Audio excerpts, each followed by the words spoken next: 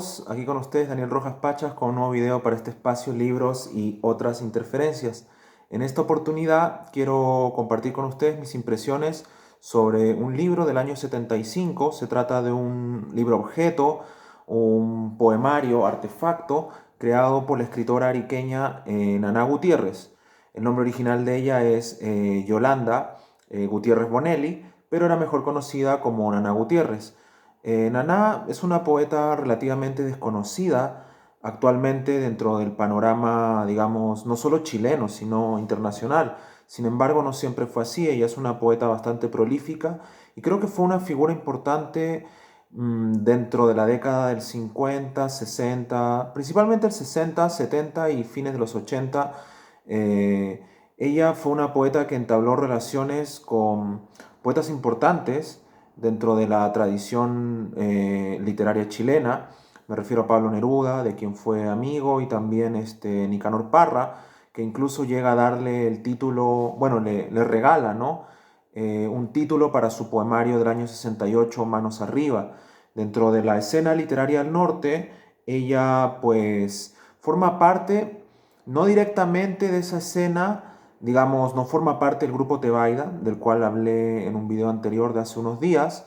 La descripción del video voy a dejar el link a ese comentario sobre Tebaida, si quieren recordar un poco lo que hizo ese grupo literario del norte de Chile, en plena frontera, ¿no? Justo antes del golpe de Estado del año 73. Bueno, Naná Gutiérrez comparte escena con ellos, no forma parte directamente del grupo Tebaida, pero ellos incluso en su número 2 llegaron a publicarla. También Andrés Sabela, que es este gran poeta del norte chileno que escribió Norte Grande, prologó libros de Nana y también pues dedicó, ¿no?, extensas columnas y comentarios a los distintos poemarios que ella publicó en vida. Entonces existía una relación, digamos, con sus pares del norte, lo cual la hace también una figura, ¿no?, relevante dentro del movimiento que se estaba gestando en los años 60. Digamos que generacionalmente ella más bien pertenece a una generación anterior, a la del 50, que es la generación de Jorge Teller, Guillermo Blanco, Claudio Giaconi, Martín Cerda, ¿no?, entre muchos otros, Efraín Barquero.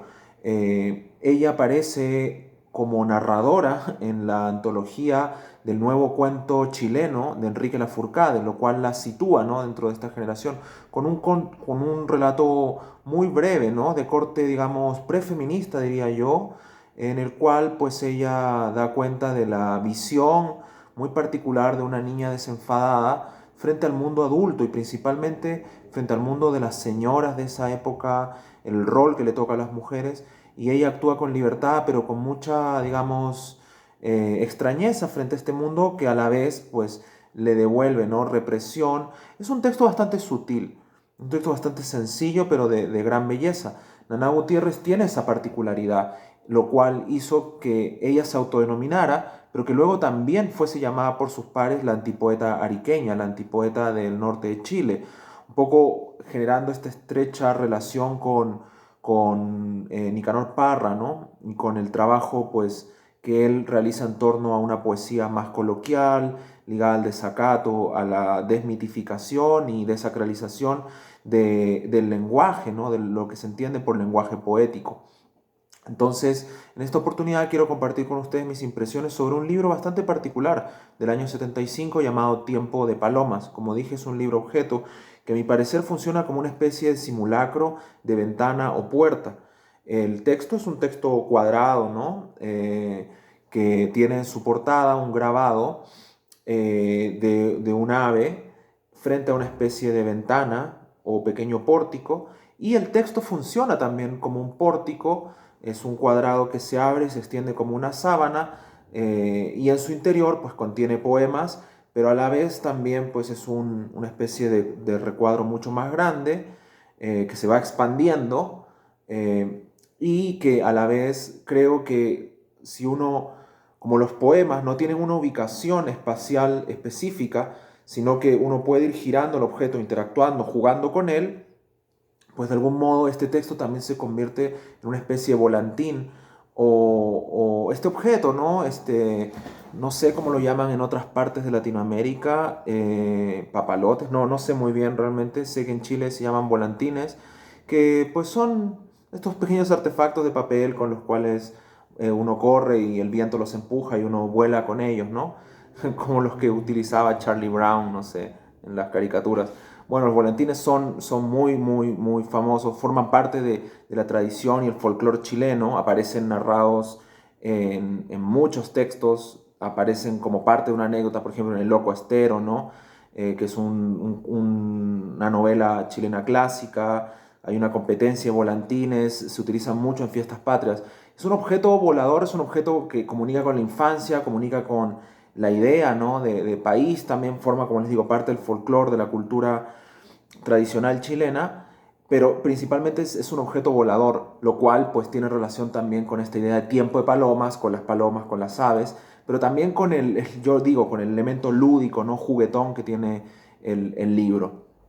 Bueno, es como dije una especie de simulacro y luego en la parte frontal pues tenemos el grabado y en el anverso, ¿no? Tenemos tres poemas que acompañan además un número 75 que da cuenta, ¿no? del periodo de publicación, que no es menor porque sabemos que recién han pasado 2 años del golpe de Estado, entonces este libro se produce, ¿no? en un marco de censura bastante fuerte, en un marco, digamos, de lo que es conocido como el apagón cultural, término que ya he mencionado y que digo que quizá en otro video podría detallar más bien mis impresiones sobre eso y cruzarlas, ¿no? con otras impresiones desarrolladas por importantes críticos como Nain Nómez o Grino Rojo y muchos otros más sobre lo que pasó en Chile durante la dictadura. Pero claramente este texto se produce en ese marco de censura, de control de las publicaciones, de represión de los artistas. El primer texto, Paloma 1, marca un interesante contraste entre el día, ¿no? Dice que es una mañana gris, un día oscuro, y siento que es una especie de umbral, una especie de invitación también para lo que va a ser el resto del libro, porque marca, como digo, una especie de contraste entre el adentro y el afuera. En el afuera tenemos un mundo circundante, opresivo, gris, que es descrito como una mañana que es casi como una puñalada y luego, pues, de algún modo se filtra, ¿no? Al hogar de la voz del hablante una paloma blanca que es como una especie de símbolo, ¿no? De esperanza, de paz, digamos, quizá un nuevo amanecer. Entonces, este día gris, este día oscuro, este día opresivo, termina pues convirtiéndose en una especie de invitación para el resto de poemas y luego se va a comunicar con otro de los textos ya del interior del poemario que se llama Estado del Tiempo. O sea que Tiempo de Palomas, con este primer poema, Paloma 1, pues genera una especie de, yo encuentro lazo, ¿no? Con lo que es Estado del Tiempo. Y eso lo voy a detallar cuando hable ya de ese poema en particular. El libro tiene tono irónico, un tono bastante sutil, coloquial.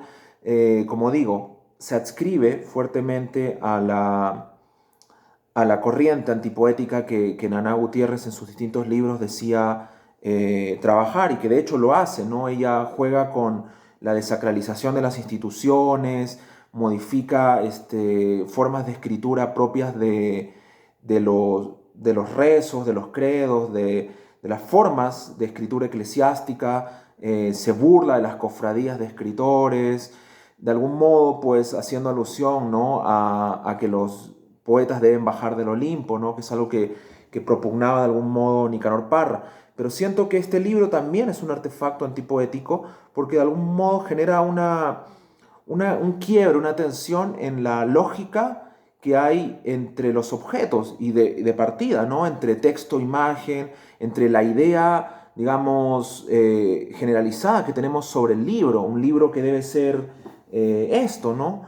Un libro que debe tener una caja de textos además, pero que pues aquí los poemas están dispersos, los poemas se encuentran ubicados espacialmente dentro de un gran recuadro que luego se extiende como una sábana, entonces hay una intención también de pues desafiar, ¿no? De generar un desacato antipoético frente también a la noción tradicional de edición. Como les digo, en un periodo donde editar no era algo sencillo. Bueno, entonces Paloma 1 abre el texto, literalmente abre el poemario, invitándonos a abrir el poema, pero también genera, ¿no?, este cruce entre el espacio en el cual se está construyendo la situación de enunciación de esta poesía, y lo hace casi metatextualmente, pero también lo dice de forma explícita, ¿no? Se abre el poema, aparece este día como una puñalada gris y entran las palomas, la paloma blanca. Y ahí viene el poema 2, que es Paloma 2, que da cuenta de que la voz está dentro de un hábitat, dentro de un hogar que tiene una entrada, una puerta. No voy a decir atrapado, preso, porque el poema no habla de eso necesariamente, pero sí habla de que la voz que, digamos, funciona como hablante, se encuentra dentro de un recinto, dentro de un espacio cerrado. Podría ser producto del toque de queda, podría ser producto de marginarse de algún modo, o automarginarse, o autoexiliarse de la represión del exterior, de este día gris como puñalada. Pero las palomas, que ya aparecen en el primer poema, en este Paloma 2, pues generan un acto de disrupción al llevarse volando la puerta de la casa, ¿no? Entonces, aquí siento que el título, Tiempo de Palomas, este objeto que se muestra, como les digo, como una especie de volantín intervenido con poemas y que además, pues, dice textualmente que las palomas se llevan, ¿no?, volando la puerta del hablante, pues nos está diciendo que estamos ante un objeto volador, lo cual creo que nos comunica con dos momentos o tres incluso de la poesía chilena. Dos de ellos huidobreanos y uno de ellos parriano, ¿no? ¿A qué voy con esto? Primero los poemas voladores, ¿no? O sea, la idea de Altazor, todo lo que tiene que ver con este sujeto que cae, ¿no?, en paracaídas, el vuelo, toda la idea, ¿no?, de algún modo etérea y efímera que puede presentar una poesía elevada, ¿no?, como la de Huidobro. Y también otro elemento: Huidobro hacía caligramas, Huidobro hacía juegos poéticos, poemas pintados, y aquí tenemos este artefacto, ¿no?, el curioso Tiempo de Palomas, que también presenta una actividad lúdica. Y sabemos que Huidobro, ¿no?, con su poesía creacionista y sus manifiestos, daba cuenta, ¿no?, de que el poeta ya no solo debía dedicarse a cantarle a la flor, cantar la rosa o cantar los objetos, sino crearlos, ser un pequeño dios. Pero aquí es donde entra ese tercer momento parriano, ¿no?, que no se trata de cualquier dios, sino que se trata de un dios caído, de un sujeto que baja del Olimpo para ya no hablarnos de forma encumbrada de, pues, todas estas formas, ¿no?, que de algún modo fueron prestigiadas en la poesía previa al modernismo y también la poesía modernista, ¿no?, la poesía de Valdelomar, de Darío, de Faustino Sarmiento, de todos esos grandes pensadores y cronistas, de Martí, de Gómez Carrillo, sino que ya las vanguardias tuvieron su lugar y ahora hay que, pues, poner atención a la épica mundana, al día a día, ¿no?, al discurso de masas, la manera en que nos estaba bombardeando en ese momento la televisión, la radio, la publicidad, ¿no? Parra se hace cargo de eso y Nana Gutiérrez también, de algún modo, al ser una continuadora, ¿no?, del trabajo antipoético, pues de algún modo Nana también en este libro nos está diciendo que de algún modo sus poemas voladores van a apuntar pues hacia esta idea de sí, crear, no decir nada más, porque el libro es un objeto que nos llama a ser activos, partícipes activos, ¿no?, a actuar con él, tener una competencia lectora no pasiva, sino de algún modo, pues interactuar, de algún modo actualizar la lectura, pero también jugar con el objeto. Entonces hay una materialidad dada por el papel, también hay una textualidad dada por los poemas breves de Nana, pero hay una amalgama, hay una conjunción, hay un juego, ¿no?, una interacción bastante fuerte. Y a propósito de eso, me gustaría pues comunicarles esta definición de Luchdin, que dice un libro para ver. Él no lo dice a propósito de Naná, sino en general de este juego poético de libros objeto, de artefactos, ¿no? Un libro para ver, tocar y oír, y gustar, escrito con todos los signos, un libro donde el mundo ensaya su proyecto, de una imagen del mundo por alcanzar y que desencadena ese deseo de lograrlo. Siento que esta definición de algún modo pues remite bastante a la idea de este juego poético de Naná, ¿no? Y pues en los poemas, vamos a ver esto en la construcción del poema, también en poemas breves, muy epigramáticos, poemas que de algún modo no tienen una métrica, tienen verso libre, pero que además pues tienen un lenguaje socarrón, ¿no? Con mucha ironía, con mucha sorna, con mucho uso coloquial de la palabra, con mucha interpelación, mucha interjección, mucho llamado al lector, ¿no? Convocantes, poemas convocantes que te dicen, señor, señora, tú que me escuchas, ¿no? Hey, pon atención, ojo, hay mucho de eso en la poesía Naná, en su libro Manos Arriba, pero desde el título, ¿no? Manos Arriba, como, hey, como siempre imperativo, llamándote, ¿no? Siempre apelando. Esa función del lenguaje predomina acá también en estos poemas breves, pero también un desacato a las instituciones. Hay un par de poemas que creo que hacen espejo, ¿no? Reflejan un poco los discursos, digamos,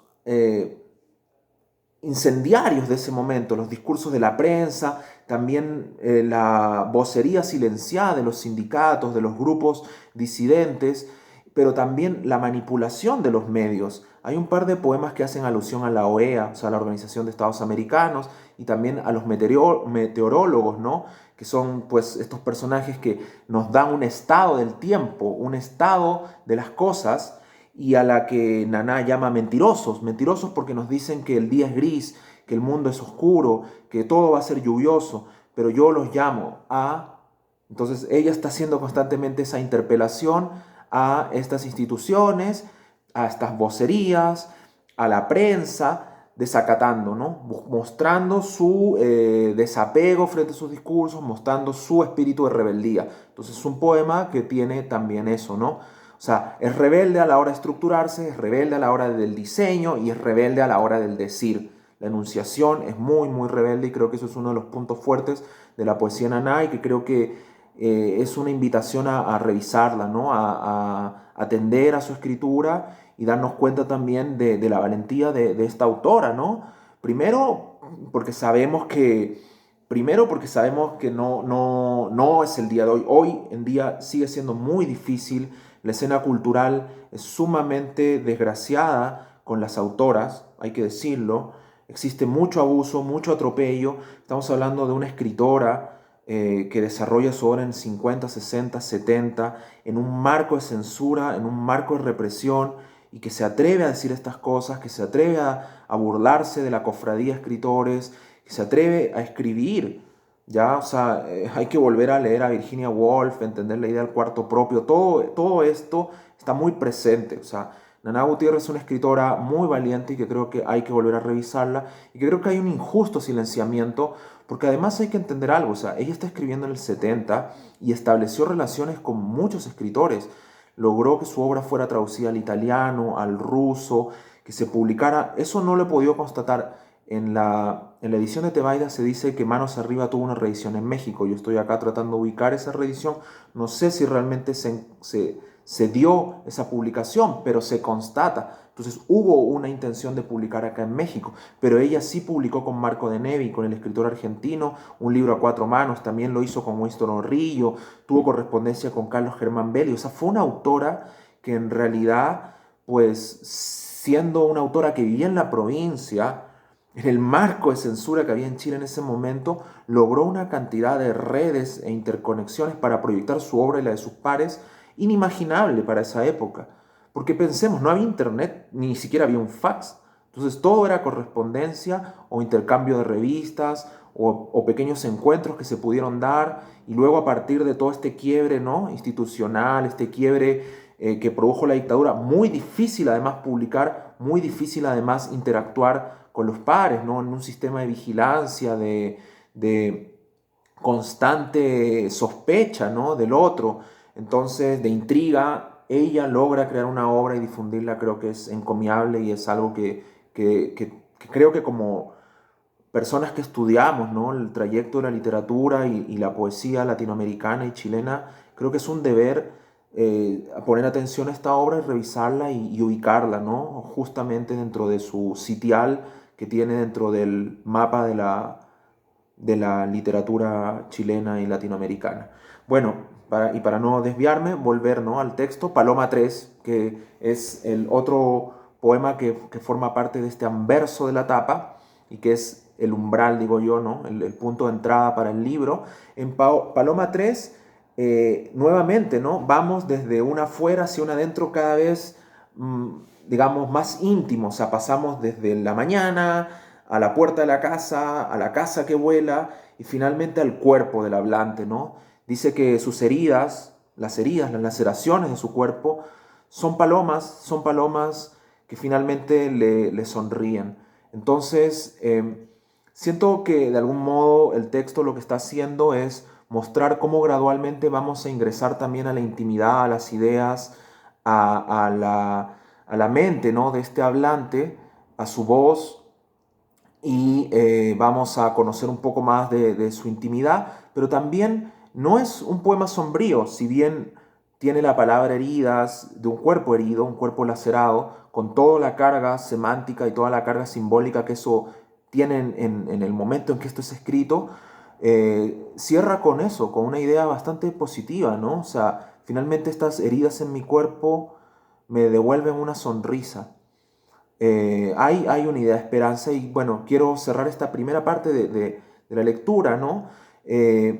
Diciendo que creo que hay una forma en cómo las aves, ¿no?, van dando un sentido no solamente de movimiento, de vuelo, sino también de viaje, de un cuerpo que viaja, de una voz que viaja, de una voz que se proyecta. Y eso es evidente porque lo estoy comentando en el libro, casi 30 años después, para todo un grupo de personas que van a ver este video, que lo van a compartir y que felizmente van a poder acceder a este libro, porque en la caja de descripciones voy a dejar el link para que en Memoria Chilena puedan consultar la obra. Entonces, de algún modo las palabras vuelan, los textos de Nana pueden llegar a ustedes y se genera, ¿no?, esta especie de ciclo, de círculo, ¿no?, de la comunicación bastante interesante y que, pues, como les digo, van desde un espacio muy abierto, de un exterior,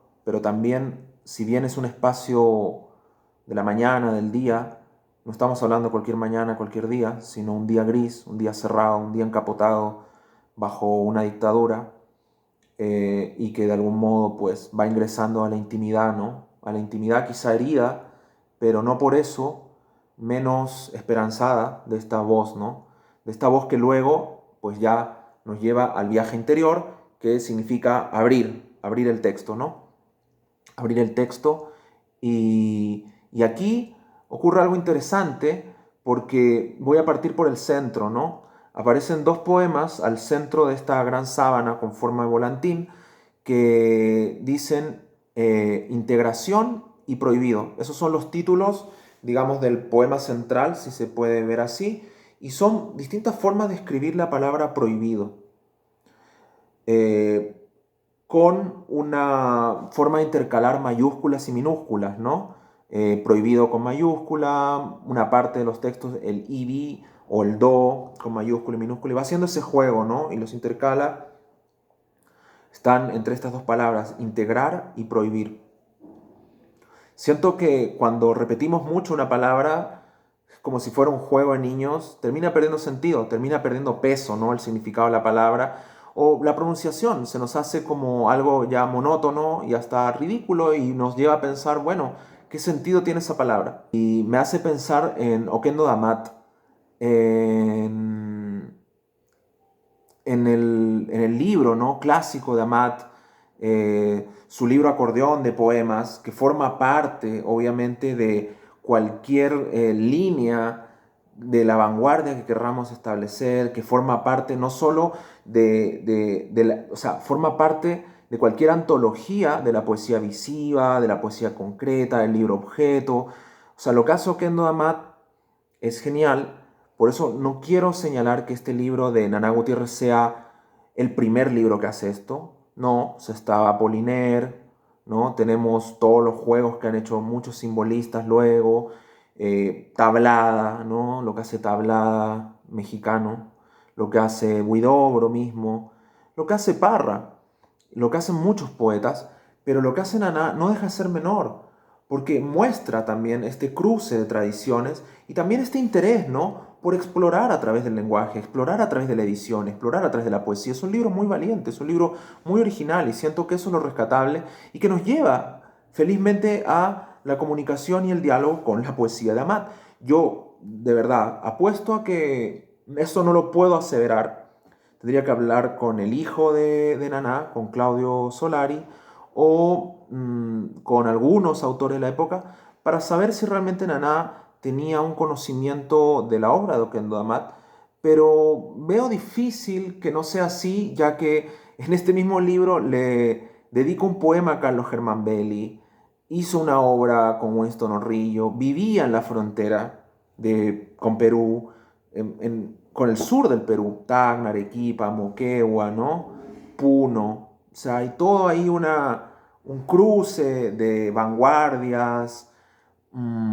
Está la poesía de Hidalgo, está la poesía de Valdelomar, esos libros circulaban en algún momento, la gente de Tebaida también haciendo antologías y cruces, ¿no? Con el poeta Cancino de Tacna y otros poetas del sur del Perú, con Corcuera. Entonces me parece bastante difícil eh, que ella no haya conocido la tradición vanguardista del Perú, muy cercana a la tradición del norte de Chile. Entonces, creo que de algún modo este libro tiene o cumple una especie de homenaje hacia ese tipo de obras. En ese tiempo se leía mucho también a Vallejo, ¿no? Trilce.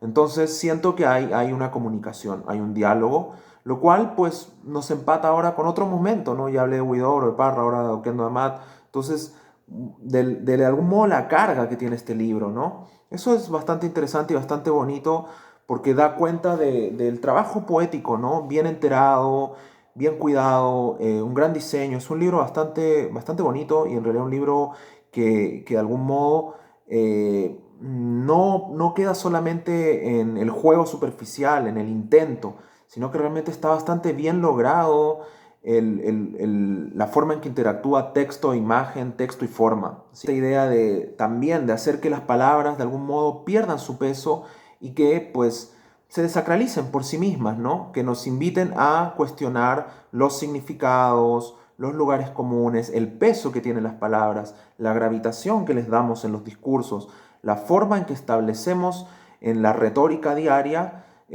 su preeminencia y también su caída. Entonces creo que eso es importante dentro del juego antipoético, ¿no? Forzarnos a pensar el lenguaje, la construcción y sobre todo los discursos de la época, las ideas fuertes, las ideas que se imponen, ¿no? Las ideas que la prensa, las ideas que el dictador comunicaba a través de sus retóricas estereotipadas, la forma en que le daban una carga semántica a palabras como patria, madre, mujer, los roles que establecen, no solamente las dictaduras, los roles que establecen siempre los gobiernos, los roles que establecen los medios de prensa escritos, los medios de prensa radiales y televisivos, la forma en que los animadores venden los productos, la forma en que la publicidad. Entonces, eso está muy presente en la poesía naná, ese desacato en contra de la retórica imperante.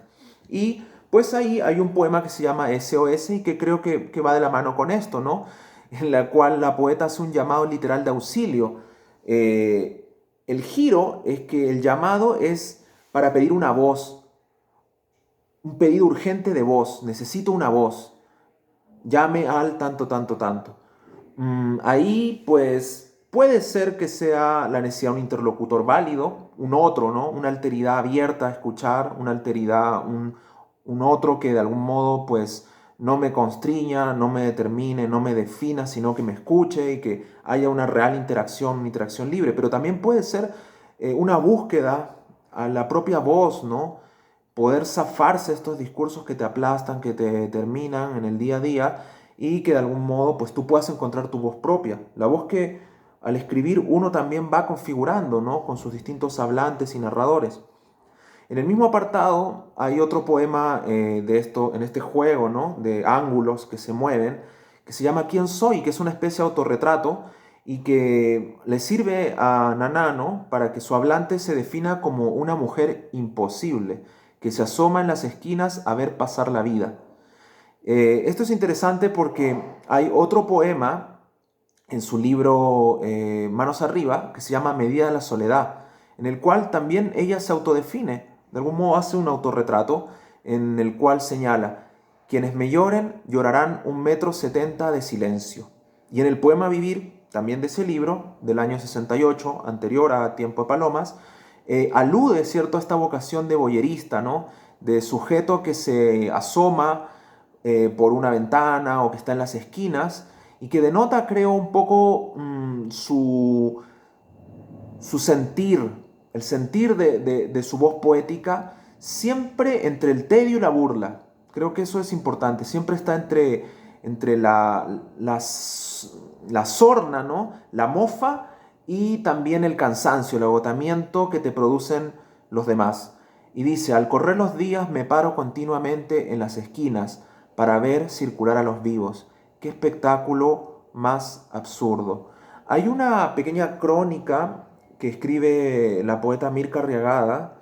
Ella vivió en Arica, y siempre hace alusión a Ana Gutiérrez, porque de algún modo, como señala esta poeta chilena, de una generación posterior a la de Naná, ella creció en Arica y recorría las calles de Arica, jugaba, ¿no?, en el centro de Arica, y da a conocer da a conocer a Naná como una figura mítica, como una mujer extraña, solitaria, ¿no?, la poeta, conocida así en la ciudad, ¿no?, que pasa a ser parte del paisaje urbano, como un personaje extraño, ¿no? Ah, ella es la poeta de la ciudad, la poeta del barrio, la poeta de la calle, que está aquí, que transita, pero pues está inmersa en sus pensamientos. Y Naná hace muchas reflexiones sobre eso, sobre la soledad, sobre el silencio, sobre cómo observa a los demás. Entonces, por eso, o sea, no es algo que solamente ella denote en sus textos, sino que también es algo que fue captado por una niña que luego también se convirtió en poeta y que escribe sobre el impacto que le genera esta figura, ¿no? Una figura espigada, una mujer que para muchos es extraña, que sale del cotidiano, que como la niña que también Naná narra en su cuento dentro de la antología que hace La Furcada, es una persona que nunca termina de encajar, porque no responde a los patrones del día a día, a lo que los demás esperan de ti. Entonces es bastante interesante lo que construye esta poesía, ¿no? Y eso se relaciona con otro poema del libro que se llama Sibarita, en el cual la poeta nos invita a cultivar el hastío y la desazón como una flor. Y ahí pues creo que es importante, ¿no?, señalar esto que digo, ¿no?, de la relación entre hastío y mofa, la burla como una especie de antídoto o remedio frente a la desazón diaria, ¿no?, al hastío cotidiano. Y también ahí hay un elemento que creo que es lingüístico, que es importante poner atención, que son el uso de interjecciones, ¿no?, el uso de, de esta vocería constante que ella invoca, ¿no? Con formas apelativas, en las cuales llama a sus lectores o a sus destinatarios ficticios, ¿no? Cuando dice: le comunico, Señor, le confirmo yo, escuchen, ilusos, escuchad, preparaos. En un texto llamado Las Poetisas, inicia con una frase escrita en mayúscula: ojo, o consideren conmigo, señores y señoras, tomen nota, señores y señores. Constantemente, ¿no?, estos llamados que utilizan sus poemas. Bueno, espero con esto haber dado una dimensión de lo que es parte del trabajo poético de Naná Gutiérrez, una escritora de la cual espero volver a hablar en este canal. Me gustaría comentarles también sobre Manos Arriba, un poco como les dije en el video anterior de Tebaida, ¿no? Siento que es una deuda que tenemos, siento que ellos forman parte, por lo menos de los que vivimos en el norte, que en algún momento desarrollamos un trabajo poético en esa zona de Chile, con estas voces que formaron parte de nuestra educación sentimental.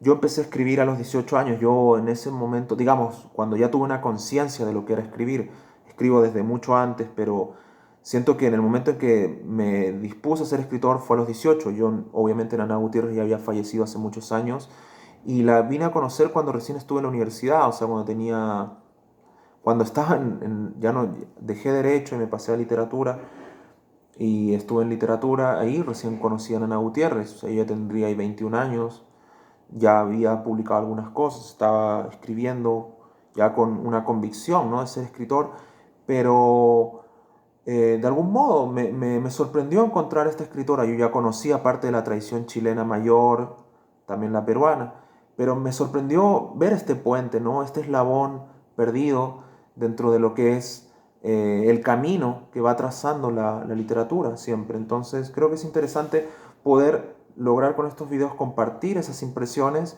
y lograr que quizá algunos de ustedes encuentren a Naná en este momento o la encuentren mucho antes de lo que yo hice, ¿no?, y juegue algún rol también en su educación sentimental. Bueno, quiero cerrar la lectura con los dos últimos textos que quiero comentar. Son alrededor de 9 textos los que forman esta gran sábana interior de Tiempo de Palomas. Uno de ellos es Organismos Internacionales y otro Estado del Tiempo. Creo que esos dos textos juegan el principal rol de desacato. Organismos Internacionales hace un juego como sea lo que sea la OEA, no me importa. Está hablando de la Organización de Estados Americanos. Supongo que en el fondo tiene que ver con el rol que jugaron muchos organismos internacionales, incluido la FIFA, por ejemplo, en el lavado de imagen que se hizo de la dictadura y que siempre pasa, ¿no? Se utiliza el fútbol, la televisión, el animador, los organismos internacionales que firman y finalmente pues generan un simulacro de normalidad. Creo que hay un poco de desacato en ese texto, ¿no? Burlarse de lo que sea que me estén diciendo personas que ni siquiera viven acá, que alguien les dijo que todo está normal, que todo está bien, que no hubo tortura, que no hubo desapariciones, y ellos lo confirmaron. ¿Cómo lo saben? Entonces, hay un poco de, aunque parezca un texto simple, sin mucha carga política, creo que es un texto bastante político. No creo que esté ahí al azar, creo que tiene que ver con, como dije, los discursos inflamados, la retórica de legitimación que existía en esa época y pues una poeta que de algún modo se está burlando de esos organismos.